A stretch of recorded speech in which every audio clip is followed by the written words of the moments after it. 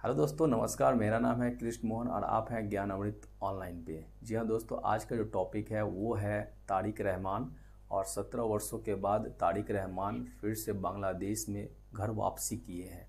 उसका भारत पर क्या इम्पैक्ट पड़ेगा और साथ ही साथ बांग्लादेश के राजनीतिक पर यानी पॉलिटिक्स पर क्या असर पड़ने जा रहा है, साथ ही साथ डेमोक्रेसी का जो स्ट्रक्चर है, ठीक है, डेमोक्रेटिक कंपटीशन पर क्या असर पड़ने वाला है, ये सारी जानकारी हम लोग इसी वीडियो में लेंगे। तो चलिए चलते हैं।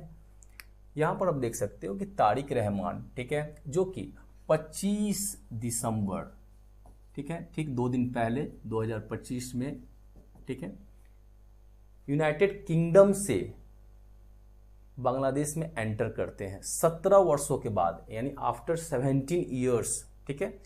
वो किन्हीं ने उनको भगाया नहीं था, वो खुद सेल्फ एग्जाइल हुए थे। सेल्फ एग्जाइल का मतलब होता है, एग्जाइल मतलब देश बाहर निकालना, देश से बाहर निकल जाना या देश से बाहर निकाल दिया जाना। सेल्फ एग्जाइल का मतलब होता है खुद से देश को छोड़ करके दूसरे देश में जाकर के बस जाना। यूनाइटेड किंगडम में जाकर के वो बस गए थे और 17 सालों से बांग्लादेश नेशनल पार्टी यानी बीएनपी को संचालित कर रहे थे ऑनलाइन, वहीं से बैठे बैठे। अब यहाँ बात करते हैं कि 12 फरवरी को बांग्लादेश में जनरल इलेक्शन का चुनाव होने वाला है।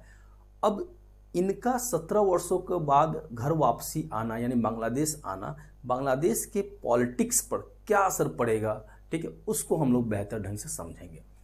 यहाँ पर आप देख सकते हैं कि इसकी जो मदर रही है ये ऑलरेडी बीएनपी पार्टी के चीफ भी रही है एक समय, और साथ ही साथ ये जो खालिदा जिया आप जो देख रहे हैं ये 2 टर्म के लिए प्राइम मिनिस्टर भी रही है बांग्लादेश की 1991 से 96 तक। और ये फुल टर्म आप यहाँ भी देख सकते हैं, दोनों टर्म ये फुल टर्म कंप्लीट किए, ठीक है। अब इनकी जो पार्टी का नाम है बांग्लादेश नेशनल पार्टी, और यहाँ पर एक बहुत बड़ा कंसर्न मतलब दिख रहा है, एक चिंता का विषय दिख रहा है कि ये जो बांग्लादेश नेशनल पार्टी है इसका जो गठबंधन है ये जमात इस्लामी के साथ है। जी हाँ दोस्तों, ये कंप्लीट एक एक्सट्रीमिस्ट पार्टी है, कट्टरपंथी पार्टी है, ठीक है, और इसके साथ इसका गठबंधन है, ठीक है। इसमें खास करके जो जमात इस्लामी में जो यंग जनरेशन के लोग हैं जो पाकिस्तान को ज़्यादा पसंद करते हैं, ठीक है, उनके साथ बीएनपी का गठबंधन है। तो ये यहाँ पे एक चिंता का विषय है। चलिए आगे देखते हैं। यहाँ पर राजनीतिक यानी बांग्लादेश के राजनीति में क्या शिफ्ट हो रहा है, क्या चेंजेज होने जा रहा है।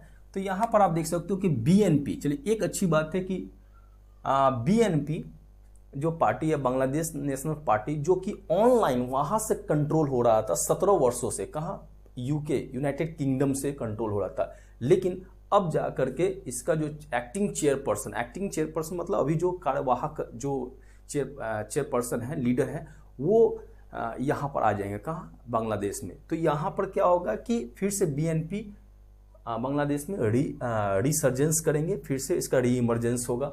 और जो 17 वर्षों से जो बीएनपी लीडरशिप में जो वैकम चल रहा था, गैप चल रहा था, वो खत्म हो जाएगा, एंडिंग हो जाएगा, यानी एक कंप्लीट उसको एक लीडर मिल गया, किसको, बीएनपी को। नेक्स्ट, अब यहाँ बात करते हैं mixed response from the NCP. वहाँ भी एक एनसीपी पार्टी है, ठीक है, और वहाँ भी जमात इस्लामी एक पार्टी है।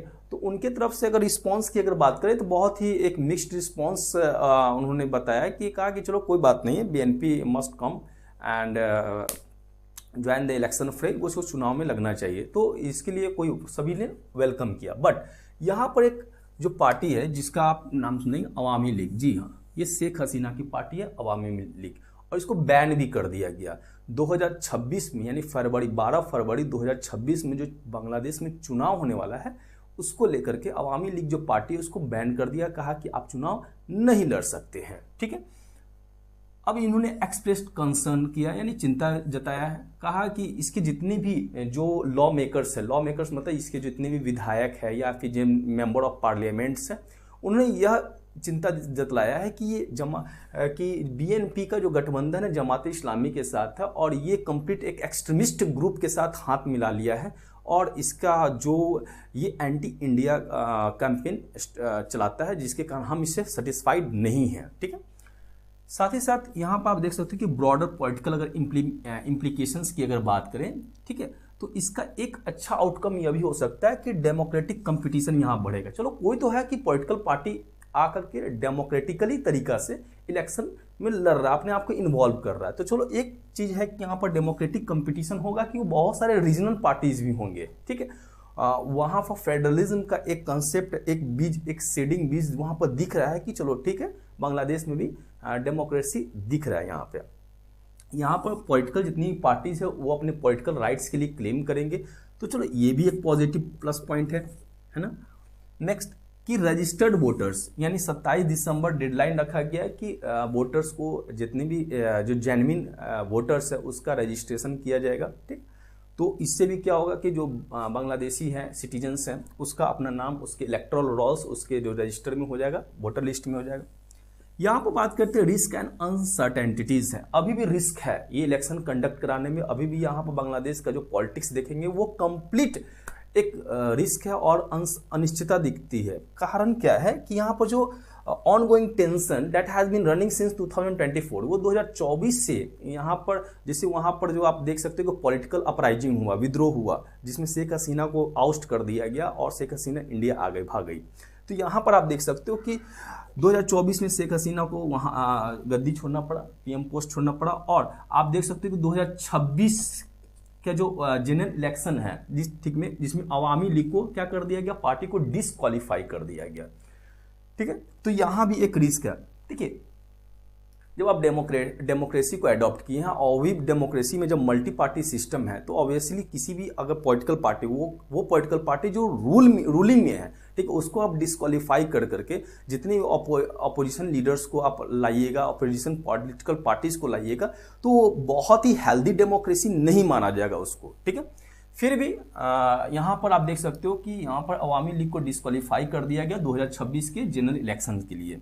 यहाँ पर स्पोरेडिक वायलेंस अभी भी देख सकते हो कि 2-4-5 दिनों में तो ज़्यादा दिखने को मिल रहा है, एक सप्ताह में, कि जो छुटपुट जो घटनाएं, जो हिंसा है अभी बांग्लादेश में होती आ रही है।